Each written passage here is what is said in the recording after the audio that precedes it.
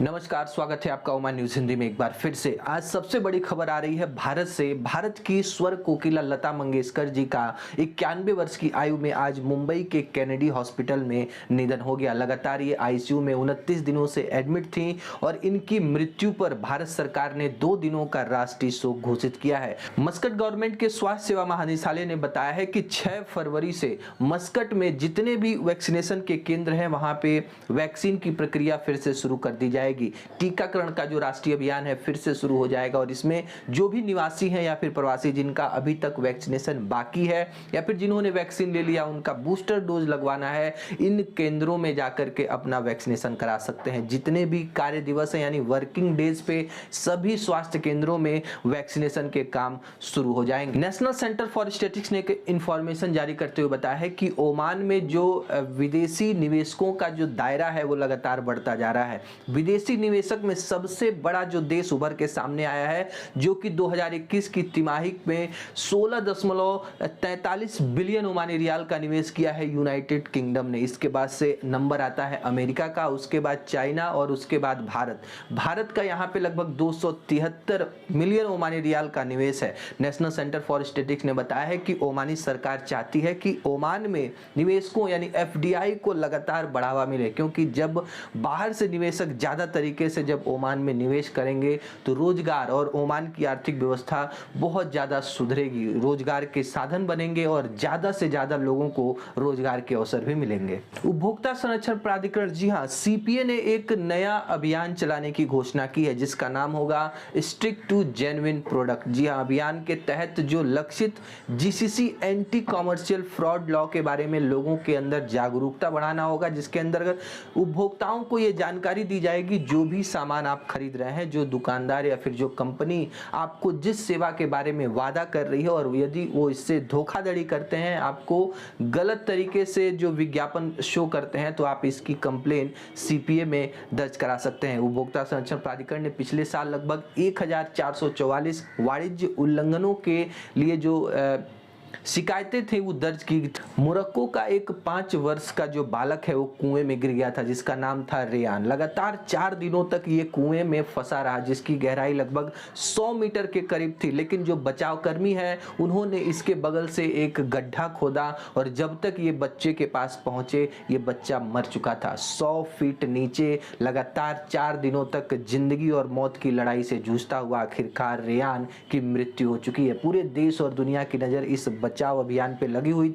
महामहिम सुल्तान हैतम बिन तारिक ने न्यूजीलैंड के गवर्नर जनरल सीडी कीरो को उनके देश के राष्ट्रीय दिवस के अवसर पर बधाई संदेश भेजा है। अपने संदेश में महामहिम ने उनके देश के लोगों के आगे की प्रगति, समृद्धि और की कामना की है। ओमानी सरकार मनी लॉन्ड्रिंग के खिलाफ एक कठोर से कठोर कानून लगातार बना रही है। देखिए, मंत्रालय ने एक नया अपडेट किया है कि जो भी ओमान में लोग गोल्ड की खरीदारी करते हैं, ज्वेलरी की खरीदारी करते हैं, अब बिना किसी आईडी कार्ड के आप कोई खरीदारी नहीं कर सकते हैं।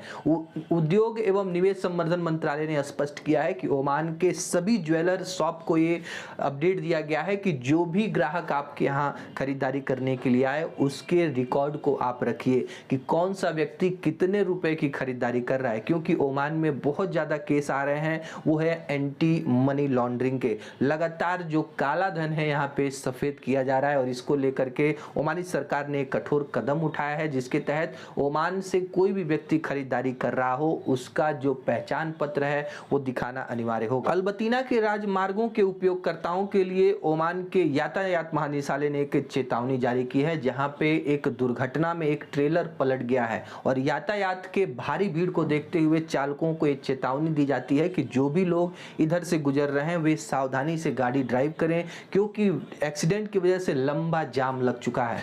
ओमान के सोहार इंटरनेशनल एयरपोर्ट पर ईरान की पहली फ्लाइट, जी हां, तबान एयर का स्वागत किया गया है जिसको वाटर सैल्यूट के साथ सलामी दी गई। तबान एयर सोहार और सिराज के बीच में प्रति सप्ताह एक फ्लाइट संचालित करेगा। भारत के स्वास्थ्य मंत्रालय ने पिछले 24 घंटे के अंदर 1,07,474 नए कोविड मामले दर्ज किए हैं। 865 लोगों की दुखद मृत्यु भी हुई है। भारत में इस समय जो एक्टिव केस है वो घटकर 12,25,011 हो गए हैं। इस समय भारत में डेली पॉजिटिविटी रेट लगातार घटती जा रही है। 7.5% की डेली पॉजिटिव रेट दर्ज की गई है। भारत में इस समय जो लोग कोविड वैक्सीन से वैक्सीनेटेड है उनकी संख्या 170 करोड़ के पास पहुंच चुकी है। इंडियन स्कूलों ने लगातार ओमान में भारतीय बच्चों की शिक्षा के ऊपर एक से बढ़कर एक नया कदम उठाया है, ताकि बच्चों के पढ़ाई के अंदर किसी भी प्रकार की कोई कमी ना रहे और ये बच्चे आगे जाकर के किसी भी फील्ड में अपना कैरियर बना सकें। और इसके लिए भारतीय स्कूलों ने एक नया